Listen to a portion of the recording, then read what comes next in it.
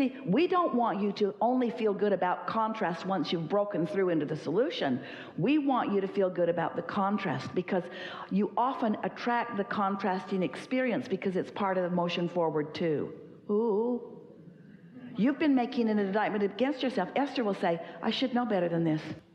I should not, at this state of my understanding. For God's sake, Abraham flows through me. I should get this by now. I shouldn't be repeating this again. I should not be here again. And we say, that gets you nowhere. That decision that you're wrong is the worst decision that you can ever make until all of the universe, and you will never, ever, ever, ever, ever, ever, ever, no matter how many lifetimes you live and how many problems you face, you will never get your inner being to agree with you that you are wrong to be where you stand. Your physical world wants to do that because they're conditional in their love for you. Because they don't understand about alignment. They aren't considering their inner being. They need you to behave in precise ways so that they can look at you and feel good. So they've trained you into self-loathing or self-judgment, or into hindering your own expansion by embracing the very contrast that makes it possible.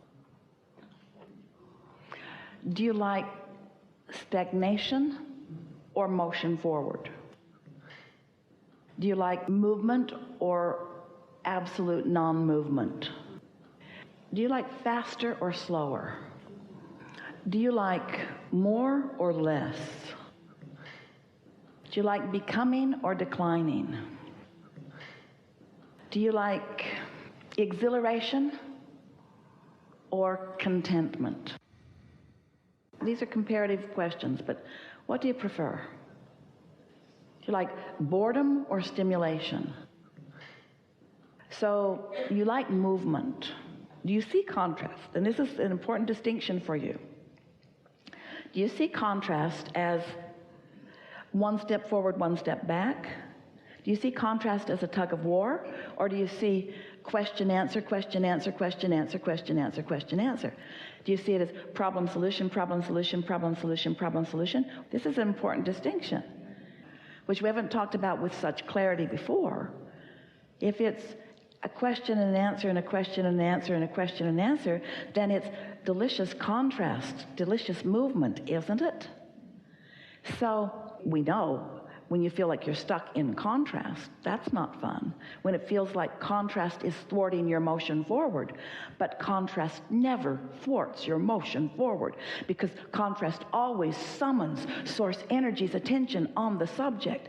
And source energy always knows where you mean to be. So there is always a momentum. So what you're describing as contrast is your unwillingness to go toward the solution. That's all that it ever is. So contrast is not the problem. Not allowing movement toward the solution may be, and that's where that unworthy self-judgment, I shouldn't be here, that's when that kicks in and thwarts you. Yes? Well, that feels better already, doesn't it?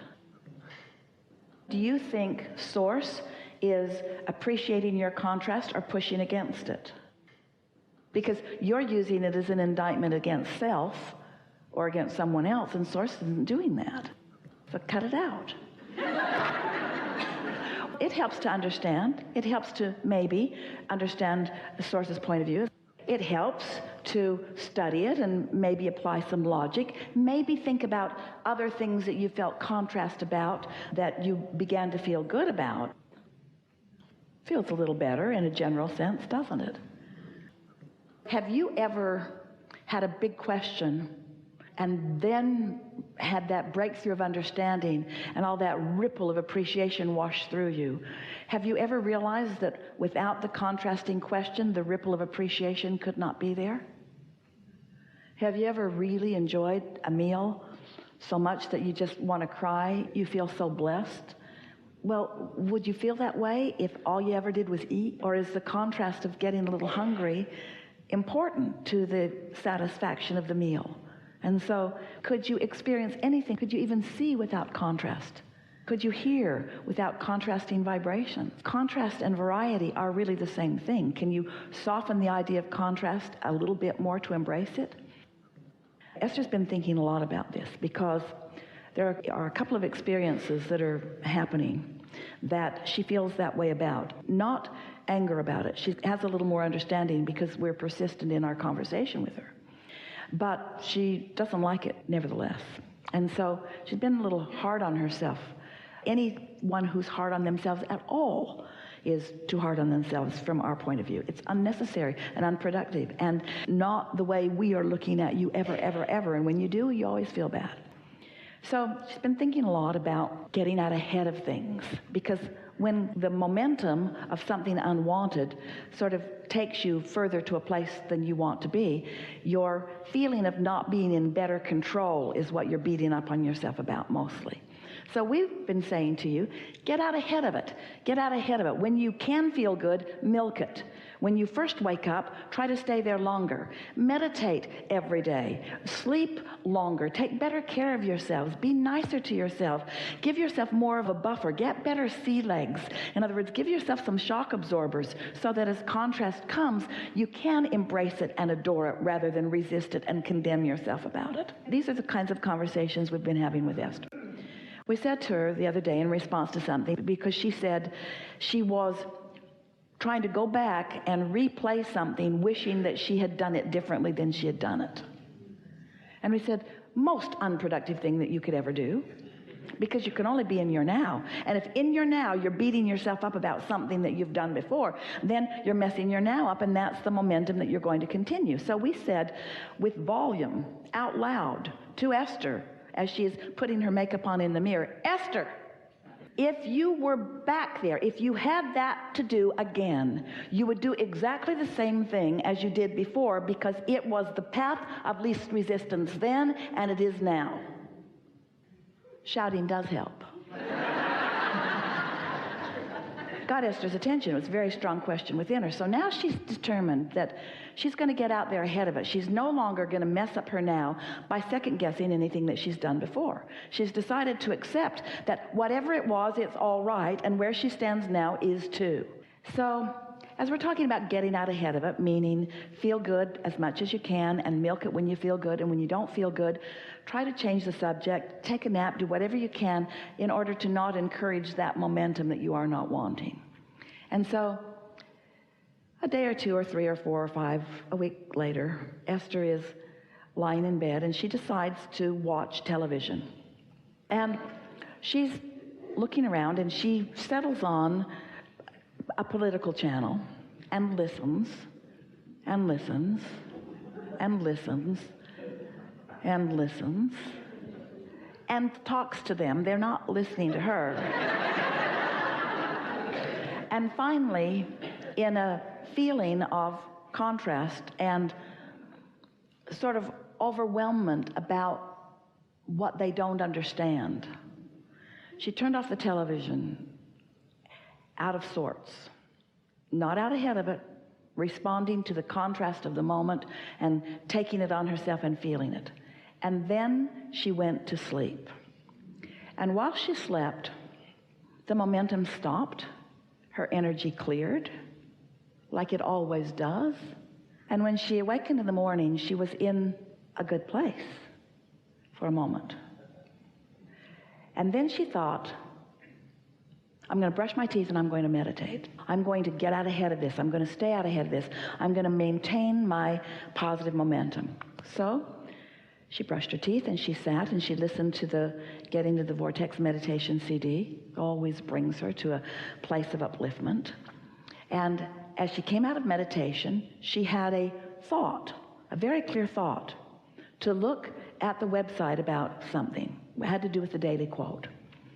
And so she looked at the website, looked right at the daily quote, and there was something wrong with it. The quote was right for 2 sentences, and then it started in the middle of a sentence and changed the subject altogether. And right away, she called Mark. Hey, Mark, look at the website. There's something wrong with the quote. Whoa, he says. Yeah, I know what happened. What happened? Well, I'm putting the new ones in because Esther's been giving him new quotes. And he's getting them into the database and had just failed to clear the field before he put the new in. And so Esther, now she's sort of lost her momentum, and now she starts to focus on the problem. How could this happen? This isn't the way I understood this to work. And Esther sort of picked a little fight. She picked a fight because she wanted to understand the problem. She wasn't basking in the perfection of the solution that she was guided to. She didn't even consider, hey, I was tuned in, tapped in, turned on, and found something right away. I was able to guide it right back into alignment. Instead, how does something like this happen? What do we need to do to avoid this problem from ever happening again? And then the mother lode of all resistance. Do you want me to do this?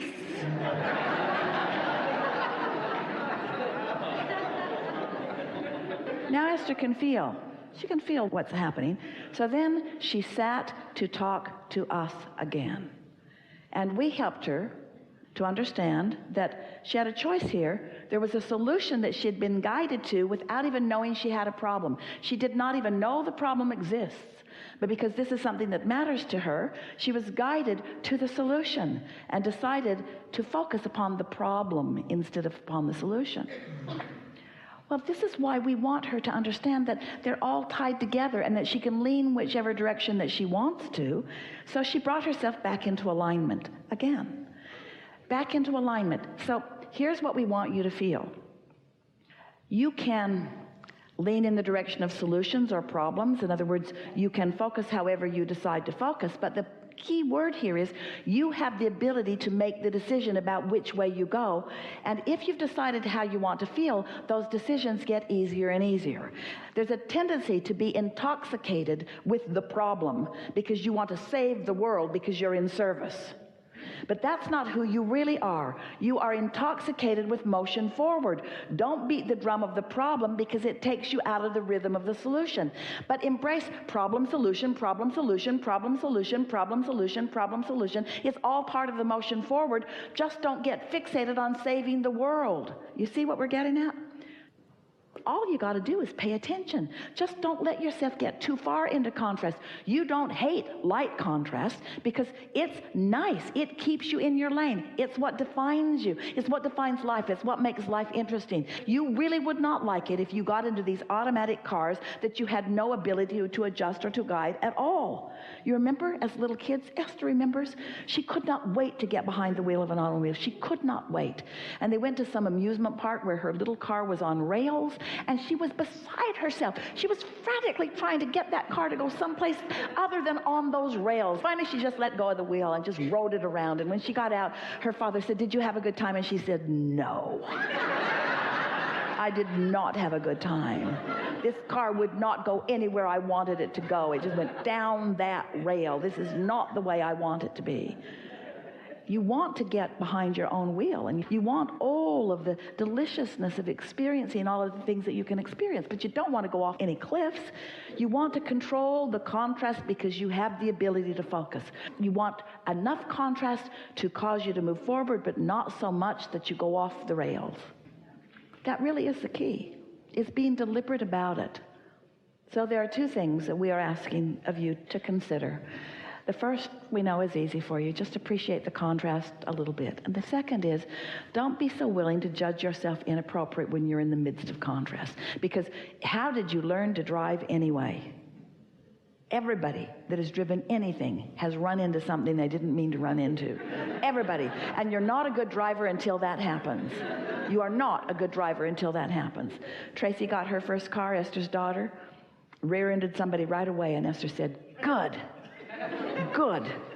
Because you don't really understand distances. You don't really understand. Words don't teach. You got to have some experience. You got to scrape it on the garage door and knock the mirror off every now and again. You got to have some experiences before you understand yourself in your car. Don't you? Don't you? And if you haven't had that accident yet, you're not a good driver. You haven't figured some things out.